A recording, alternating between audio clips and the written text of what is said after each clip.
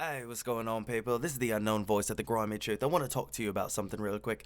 The Summer Wells investigation's been going on. Her parents reported her missing June 15th out of Rogersville, Hawkins County, Tennessee. So let's get into it. People are saying all kind of things about the dad, that he looks suspicious, but let's talk about why. Alright, so we're going to break down the little elements that people don't really want to talk about and get a little toxic, and if that's not really for you, then you don't have to listen. And yeah, if you're looking for some fact-filled, detailed information video, like plunder type video, this is not for you. This is not plunder. Plunder, plunder, plunder. I'm going to say plunder lots of times so I could tag them on this video and not abuse the copyright system and not get copyright claims. So yeah, I'm gonna say them a bunch of plunder, plunder, plunder. I'm gonna tag them in the video plunder. But yeah, so let's get into it. Anyway, the Summer Wells disappearance has been crazy in the news lately. Summer Wells is a little girl that went missing out of Rogersville, Tennessee. She was reported missing June 15th by her parents, Candus and Donald Wells. Her mother has since gone back on her surname and is now referred to as Candus Bly. We'll get back into that later on. And now there are lots of different claims, and some of it conspiracy, some of it theory, some different speculation on the case, and all sorts of different facets left and right. There are videos of her sleeping in the back of the car on the way home. People are saying, oh, it's a proof that she was alive, or oh, it's proof that she was dead.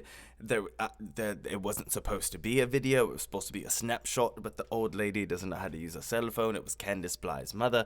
So many things. A lot of people are looking at the father, saying that he looks suspicious and his body language and the way he acts. I think he looks a little suspicious, but that has nothing to do with it. I don't think he did anything to her.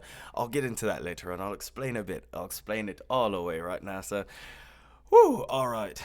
Now, before I get too deep into it, I want to say straight away that I understand that these are real people and there's a little girl missing, and that there's a family stressed out, worried night and day, I'm sure, about her safe return and her arrival and everything like that. And I don't mean to disrespect anybody when I say this, because like I said, this is the channel where we get a little bit toxic and we're going to talk about it, so let's get into it. So the whole reason why every time the father is interviewed about the daughter, he's got this massive shame face going on type of look. He's got look of like, I don't know, suspicion and weird movements in his body. I don't know if he did anything to the daughter. I'm not here to say he did. I don't know their home dynamic. I don't know what it's like. People are saying substance abuse. People are saying this, that, and the other. I don't know, genuinely.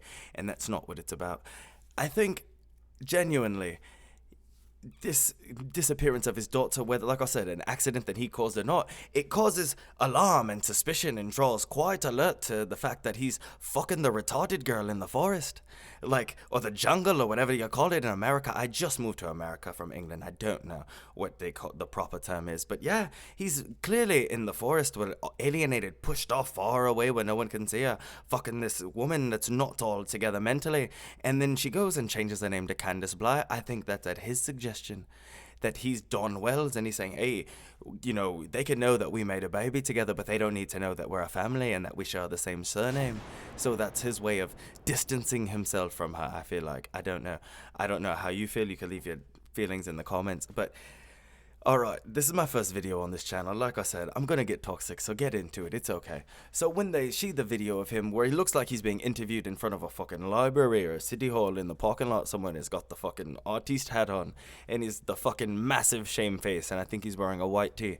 I'll put the video in the fucking video. That sounds funny, but yeah, that fucking shit. You look at the face, he fucking knows. He knows, everybody knows that he's fucking the retarded girl in the forest. It's coming out now. And he can't fucking distance himself from it as much as he'd like to, and it's so fucking apparent. And the interviews they do together, where she fucking goes on about, like, Candace was the boss of the family. If the boys was out of line, she'd put them in line, and fucking she'd check. And Dawn says, like, hey, yeah, she'd do her best. Like, he's kind of rearing a child who talks out of turn when they're in front of family or something. That's the vibe I got, heavy. Like, don't do this and don't do that. And next thing you know, the stick would come up and just whop them, you know, and it'd be like, Summer, don't do that. Summer was the boss of the family. She's She, typical girl. when they get out of line, she'd put them in line. She'd do her best. And look at her face when she's talking about that. Like, it's almost as if she doesn't fucking grasp the situation. Like, she doesn't grasp that her child is missing. Like, her actual child is not there anymore. And she's like, she played in the dirt and the mud and the water, and she enjoyed, like the fuck. And And he feels embarrassed when he's sitting there next to her because, like I said, the world knows that you're keeping the fucking special needs girl hold hostage in your fucking cabin in the forest, your shack in the... I don't fucking know. But, yeah.